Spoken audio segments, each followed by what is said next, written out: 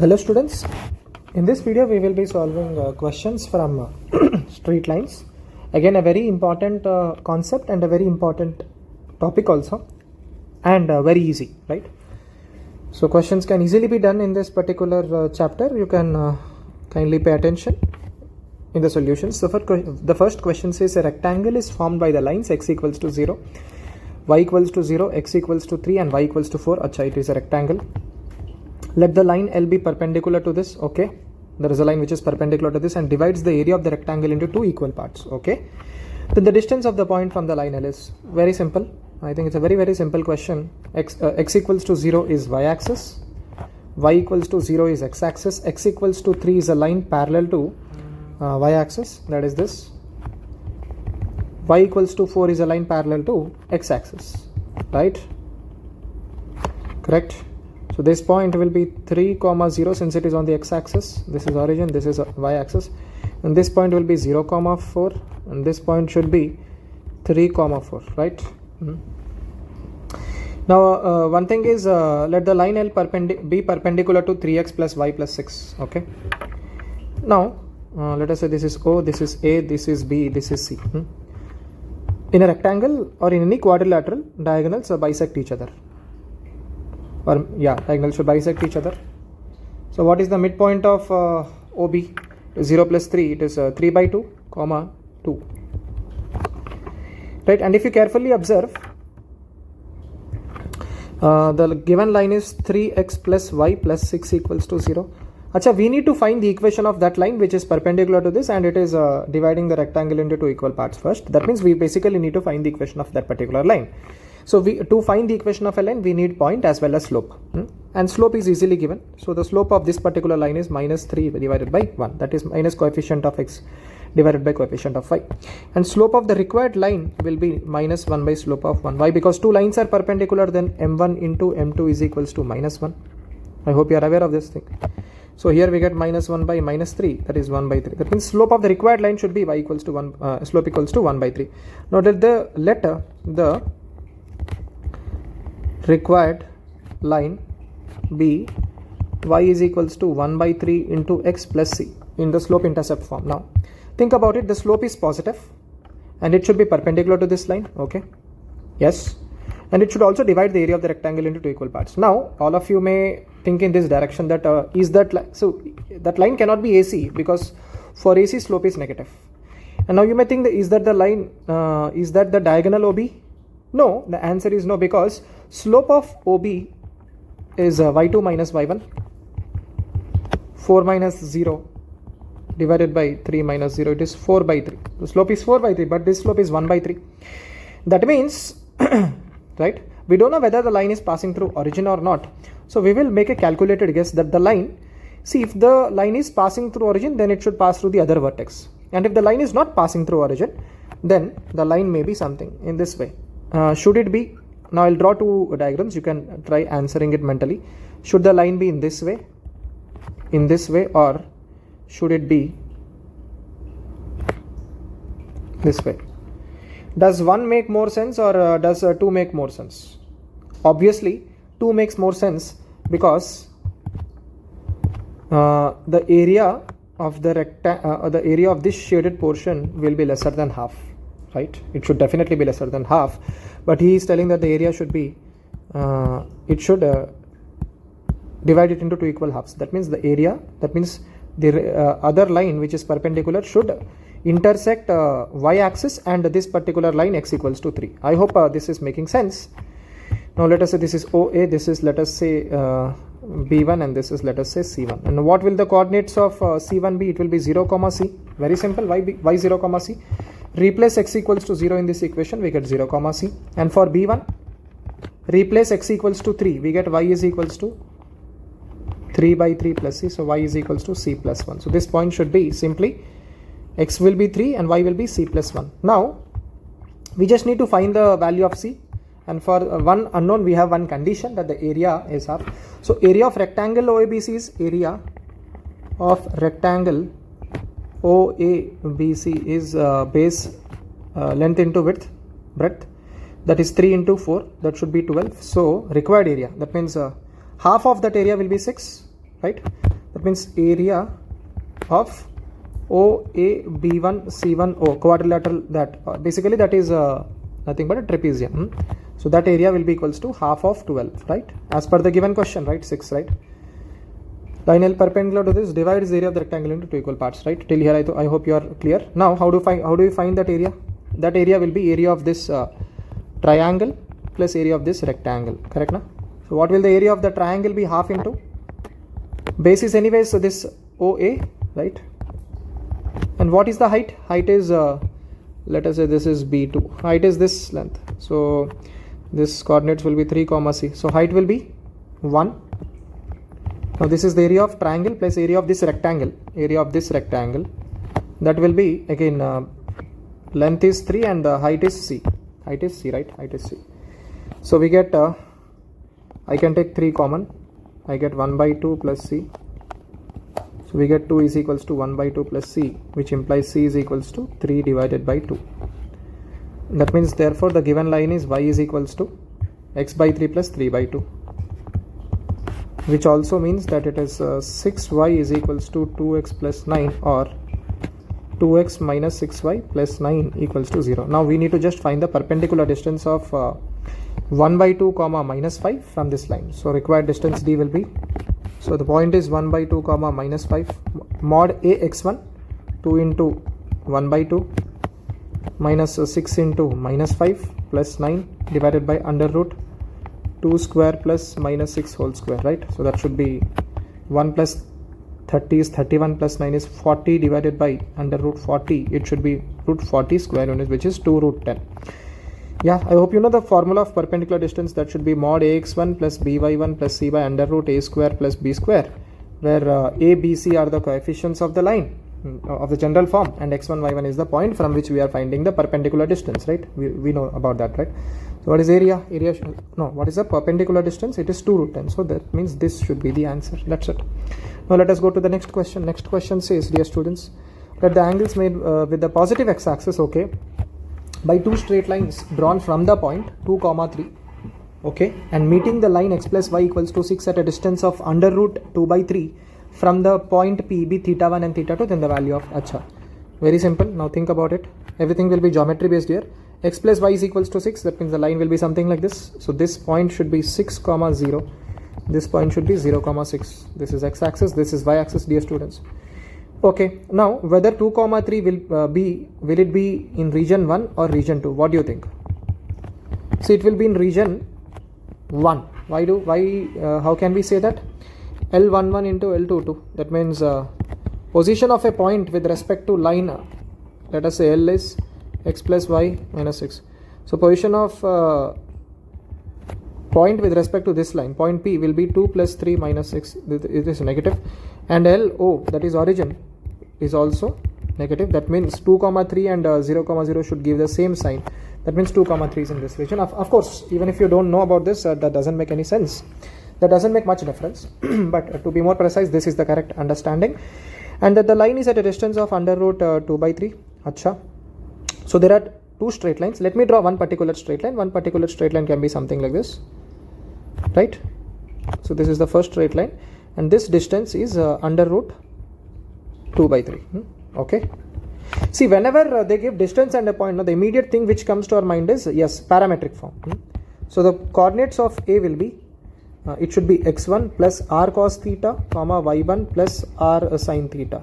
Strictly speaking, it should be plus or minus r cos theta, because we don't know whether r is positive or negative. But in this case, since we have drawn the diagram correctly, point A should be above 2, 3. So r will be positive. I hope you are with me. So x1 is 2, r is, I think, under root 2 by 3 times cos theta, comma 3 plus under root 2 by 3 times sin theta. Now this point A lies on this particular line. What is that line? X plus y equals to 6, right? That's it. So one equation, we can comfortably solve. So we get this thing. In place of x, we'll substitute this, and in place of y, we will substitute this part. That should be equals to 6. So x plus y equals to 6. So 2 plus 3 is 5. And we can take under root 2 by 3 common. We get cos theta plus sin theta is equals to 6. So I think 6 minus 5 is 1. and cos theta plus sin theta should be under root 3 by 2, and we know what to do with this part, dear students. We will multiply and divide with root 2, because the coefficient of cos theta is 1, coefficient of sin theta is 1. Under root 1 square plus 1 square is under root 2. We will multiply and divide with root 2, so we get this.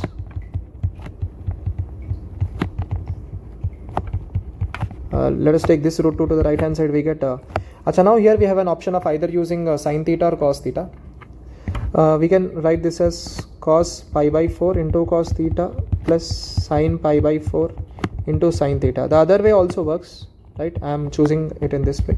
So I can either write now it in this way, theta minus pi by 4, or cos pi by 4 minus theta, right? Because we don't know whether theta is more than 45 or less than 45. Both are accepted, and under root 3 by 2 should be cos pi by 6. That means theta minus pi by 4 is either pi by 6, or pi by 4 minus theta should be equals to pi by 6. Such a theta should belong from 0 to pi, right? Theta should belong from 0 to pi.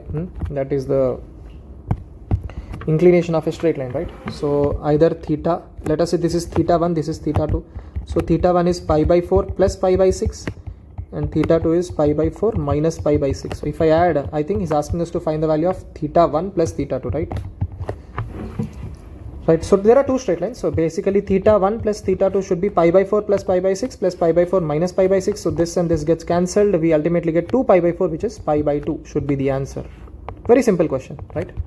So do we have an option pi by 2? Yes, option 3 is correct. That's it. Let us go to the next question. Next question says if A and B are two vertices of a triangle whose orthocenter, then the third vertex. Most of the times we discuss these type of questions in the class, dear students. Right, this is a very simple question, expected question. That means from trigonometry and from straight lines, the questions are very straightforward, dear students. We can make a note of it. Now the orthocenter of the triangle is given, that is 0, 0. He is asking us to find the coordinates of vertex C. Very simple. What do we know here, or what do we do here, dear students? Very simple. First find the slope of AB. Slope of AB will be y2 minus y1 divided by x2 minus x1. So we will get 4 by minus 7. Now slope of so think about it. The altitude through vertex C should pass through orthocenter. Okay, correct? Because that is a definition of altitude. It should pass through orthocenter. And let us say it is meeting at D. Now what will be the slope of CDB? Because it is perpendicular to AB, it should be minus 1 by reciprocal of that. Minus 1 by 4 by minus 7, which should be 7 by 4, I believe. Now what is the equation of HD? Equation of HD will be y equals to mx, correct? Because it is a line passing through orthocenter, right? That means the vertex C, if x is equals to t, let me write it in parametric coordinates, then y will be 7t by 4. I hope you are with me. See, the equation of HD is this. Since it is passing through vertex C, let me say x is equals to t, then y automatically becomes 7t by 4. I hope you have understood. You can verify it yourself. This point lies on this line. Now we need one more condition.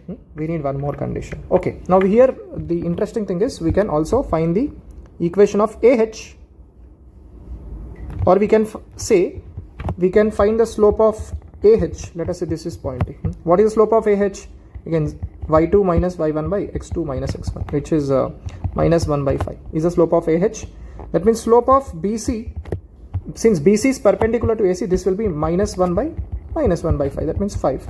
So we will get the equation of BE. This is BE. BC or BE doesn't matter. BC, let us say. So equation of BE will be y minus y1 is equals to m into x minus x1, right? Now we get y minus 3 is equals to 5 into x plus 2. Now this line passes through vertex C. So replace y with 7t by 4 and x with t. So if I rearrange, I think 7t by 4 minus 20. So it should be 70 minus 20. It should be minus 13t by 4 is equals to 10 plus 3, 13. I think this is cancelled. Therefore t is equals to minus 4. That means the coordinates of vertex C will be minus 4 comma minus 7. And what did he say? Yes, the third vertex is minus 4 comma minus 7. This statement is true. What about the second statement? If positive numbers 2a, bc are 3 consecutive terms of an AP, wonderful, then the lines are concurrent at. So 2a comma b comma c. See, 2a comma b comma c is in AP. That means can we say 2 into middle term, twice of the middle term should be sum of the first and the last term. That means can we say 2a minus 2b plus c equals to 0. Now think about it, the given equation is this ax plus by plus c equals to 0. Now can I write this as a into 2 plus b into minus 2 plus c equals to 0, or simply ax plus by plus c equals to 0. Now this equation represents concurrent lines which are passing through the point 2 comma minus 2, because if I keep on replacing the values of ABC, I'll get infinite lines, and all these lines are passing through 2 comma minus 2. That means if this is the condition, the lines are concurrent at 2 comma minus 2. And what did he say? Yes, he also told the same thing. That means this is also correct statement. That means both are absolutely correct. That's a very simple question, dear students. Let us now go to the next question. Yeah, next question he says let A and C be two diagonally opposite vertices of a rhombus. Okay, let us try to draw a rhombus. Let us say this is A, B, C, D. Now A is 1 comma 2, C is minus 3 comma minus 6, whose sides AD and BC are parallel to the line. Okay, let us say, now we don't know whether this line is intersecting the rhombus or not. So let us say it is 7x minus 5 equals to 14. Then B is alpha comma beta, D is gamma comma delta, are other two vertices, then mod alpha plus beta. Acha. So we know one thing, that in a rhombus, diagonals are perpendicular bisectors. Simply diagonals bisect each other, right? So midpoint of AC is what? Let us say this is M. What will the coordinates of M be? Midpoint of AC, that should be 1 minus 3 is minus 2, minus 2 by 2 is minus 1, and 2 minus 6 is minus 4, minus 4 divided by 2 is minus 2. Now think about it. Can I say midpoint of BD is also M? That means alpha plus gamma divided by 2 should be minus 1, and beta plus delta divided by 2 should be minus 2. Perfect. Correct? That means alpha plus gamma is equals to minus 2 and beta plus delta is equals to minus 4.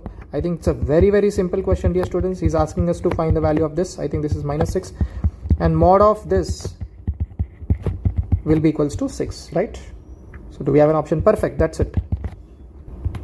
However, if you want to find the coordinates of vertex B and D, that also can be found, dear students. You can try it yourself. I will explain it orally.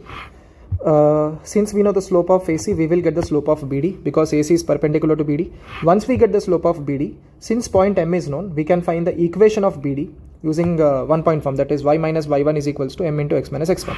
Slope is known, point is known. We get the equation of BD. Once we get the equation of BD, BD is passing through gamma comma delta.